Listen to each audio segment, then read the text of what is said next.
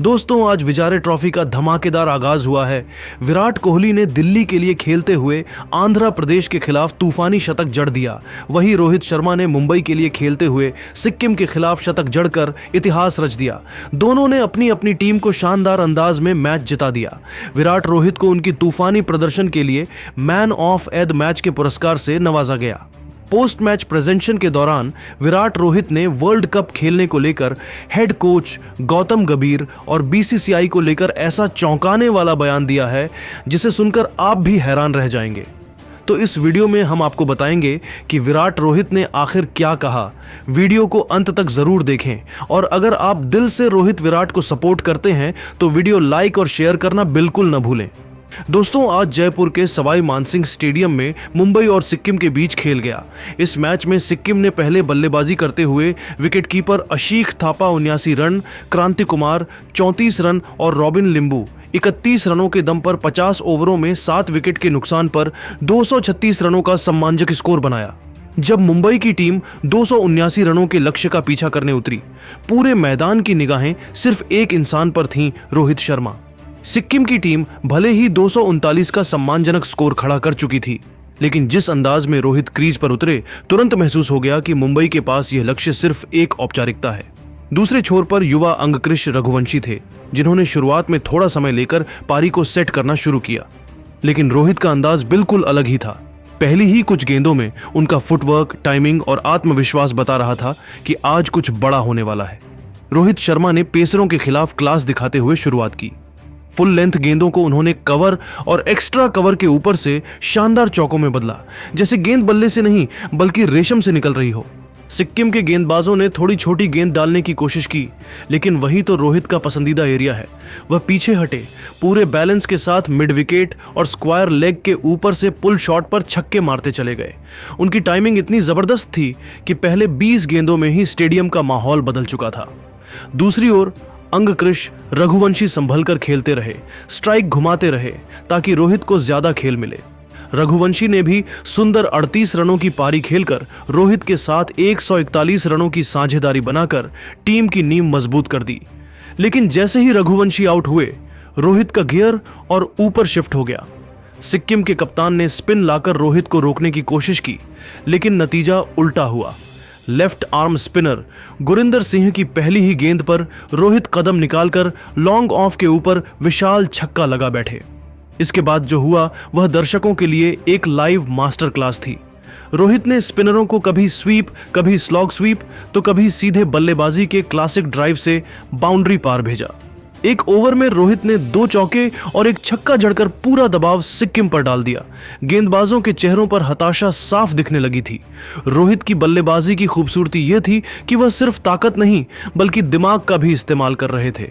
Fielding set देखकर shot चुनना, gap में चौके निकालना और खराब गेंदों को बिना दया के बाउंड्री के बाहर भेजना, यह सब रोहित की अनुभवी बल्लेबाजी का हिस्सा था।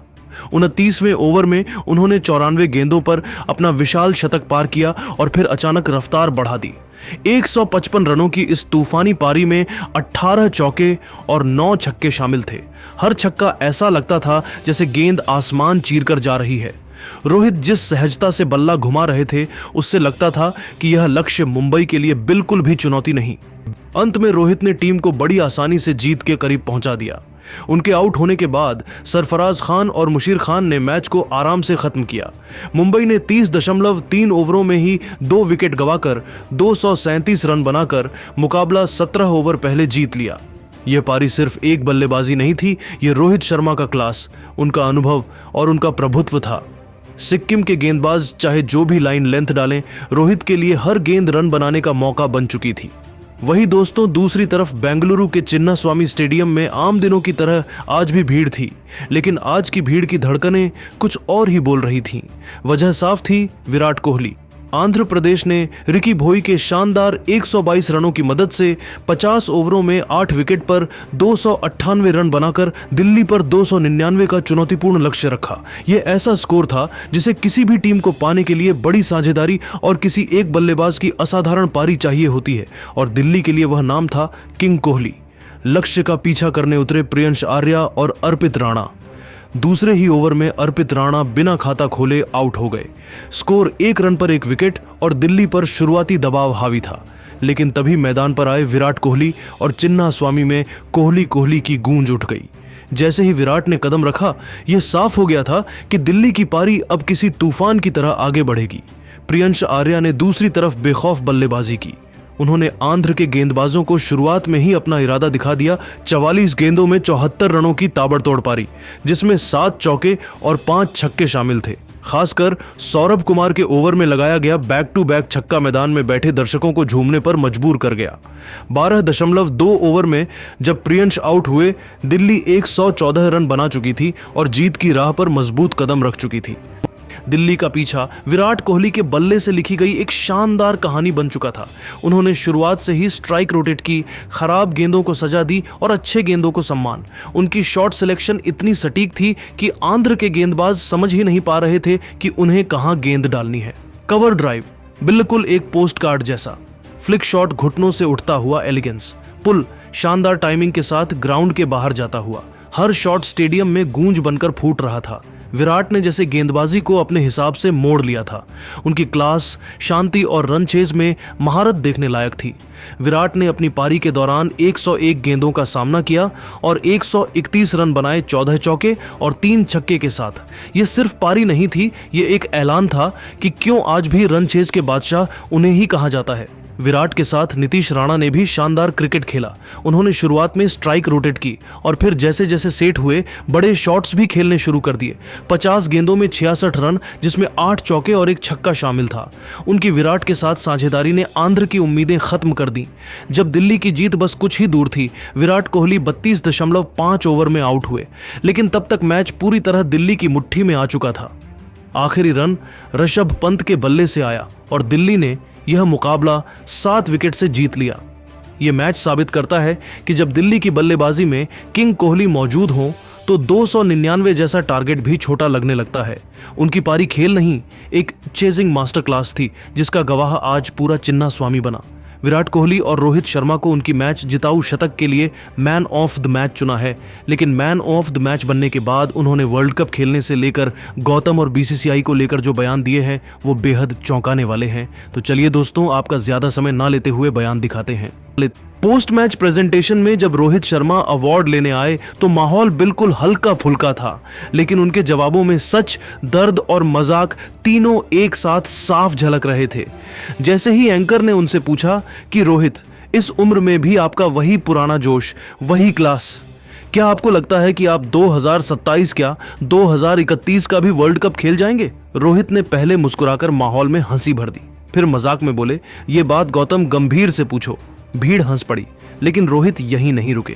उन्होंने हंसते हंसते बहुत बड़ी बात कह दी, ऐसी बात जो उनके दिल पर बीते दिनों के असर को भी साफ दिखा गई। रोहित बोले, सच कहूं तो मैं खुद भी हैरान था जब मुझे कप्तानी से हटाया गया। मैंने कभी सोचा नहीं था कि ऐसा भी दिन आएगा, लेकिन बीसीसीआई और गौतम गंभीर की सोच है कि टीम में युवाओं को बढ़ावा देना चाहिए और शायद इसी वजह से मुझे जिम्मेदारी से भी हटाया गया। ये कहते वक्त उनकी आवाज में हल्का दर्द जरूर था, लेकिन चेहरे पर वही शांति और संयम बरकरार। उन्होंने आगे कहा, यह मेरे लिए आसान बिल्कुल नहीं था। आप सालों साल कप्तानी करो, टीम बनाओ, बड़े टूर्नामेंट खेलो और फिर अचानक समझ आ जाए कि अब आपको किनारे किया जा रहा है। मुश्किल तो होता ही है, लेकिन जिंदगी में एक ही चीज सीखी है, हार नहीं माननी। रोहित ने अपनी आज की शतकीय पारी की तरफ इशारा करते हुए कहा, आज मैंने मैदान पर सिर्फ एक ही चीज सोची, अगर मौका मिले तो ऐसा खेलना है कि लोग याद रखें। मेरे बल्ले ने जवाब दिया है, मैं दुखी था लेकिन टूटने वाला इंसान नहीं हूं। फिर वर्ल्ड कप को लेकर बड़ा बयान दिया, अगर 2026, 2027 या आगे किसी भी वर्ल्ड कप में मुझे मौका मिलता है तो मैं जरूर खेलना चाहूंगा। मैं अभी खत्म नहीं हुआ हूं। मेरी फिटनेस, मेरा खेल और मेरा जुनून तीनों आज भी पहले जैसा ही है। मैं मैदान पर सिर्फ देश के लिए खेलता हूं। अंत में उन्होंने हल्के अंदाज में कहा, उम्र सिर्फ रिकॉर्ड की किताबों में होती है, मैदान पर सिर्फ आपका बल्ला बोलता है। और आज तो उसने काफी जोर से बोला। रोहित के इस बयान ने स्टेडियम में बैठे फैंस को भावुक कर दिया। तालियों की गड़गड़ाहट बताती थी कि देश अब भी अपने हिटमैन पर उतना ही गर्व करता है जितना पहले करता था। विराट कोहली अवार्ड लेते हुए मंच पर पहुंचे तो पूरा स्टेडियम खड़ा हो गया। तालियों की गूंज इतनी तेज थी कि कुछ पल तक सवाल पूछने वाला भी चुप रहा। जब शोर थोड़ा थमा, इंटरव्यूअर मुस्कुराते हुए बोले, विराट, इस उम्र में भी आपका वही जोश, वही फिटनेस। क्या आप 2027 नहीं 2031 का वर्ल्ड कप भी खेल जाएंगे? विराट ने पहले हंसकर जवाब टालने की कोशिश की। उनकी हंसी में हल्की शरारत भी थी और कुछ अधूरी बातें भी। उन्होंने माइक पकड़ा और कहा, यार ये सवाल मुझसे नहीं, गौतम गंभीर से पूछो। पूरा मैदान हंसी से भर गया, लेकिन विराट की अगली बात ने सबको चौंका दिया। उन्होंने कहा, सच बताऊं, मैं खुद हैरान था। बीसीसीआई और गंभीर भाई युवा खिलाड़ियों को आगे बढ़ाना चाहते हैं, इसलिए मुझे कप्तानी से हटाया गया। उस समय मैं दुखी था, बहुत दुखी। मेरे लिए वह द्वार आसान नहीं था। एक पल को लगा कि शायद अब मेरे लिए टीम में जगह भी मुश्किल हो जाएगी। विराट की आवाज भावुक थी लेकिन दृढ़ भी। लेकिन मैंने कभी हार नहीं मानी। मेरे करियर में उतार चढ़ाव बहुत आए, पर मैंने हमेशा अपने बैट से जवाब दिया है। आज जो शतक लगाया है वो उसी जिद का नतीजा है। लोग कहते थे कि मेरी आग खत्म हो चुकी है, लेकिन आज मैंने खुद को फिर याद दिलाया कि मैं अभी भी खत्म नहीं हुआ। मंच पर तालियों की गूंज फिर तेज हो गई। इसके बाद विराट ने वह बात कही जिसने हर फैन का दिल छू लिया। अगर मुझे वर्ल्ड कप में खेलने का मौका मिलता है तो मैं पूरी जान लगा दूंगा। मौका मिले, बस इतना चाहिए। विश्वास रखिए, मैं आज भी उसी जुनून से खेलता हूं जैसे अपने डेब्यू के दिन खेला था। कुछ देर रुककर उन्होंने टेस्ट क्रिकेट की बात छेड़ी। और हाँ, मैं टेस्ट क्रिकेट भी खेलना चाहता था, खेल सकता था, लेकिन उस वक्त हालात ऐसे थे कि मुझे लगा दबाव बहुत ज्यादा बढ़ गया है। कई बातें मेरे हाथ में नहीं थीं, इसलिए मैंने रिटायरमेंट ले लिया। यह मेरा फैसला नहीं, मजबूरी थी। आज भी दिल में टीस है कि टेस्ट क्रिकेट में मैं और दे सकता था। विराट ने अंत में मुस्कुराते हुए कहा, लेकिन अभी भी मैं यहाँ हूँ, रण बना रहा हूँ, और जब तक शरीर साथ देगा मैं भारत के लिए खेलता रहूंगा। स्टेडियम में कोहली कोहली की गूंज फिर आसमान तक उठ गई।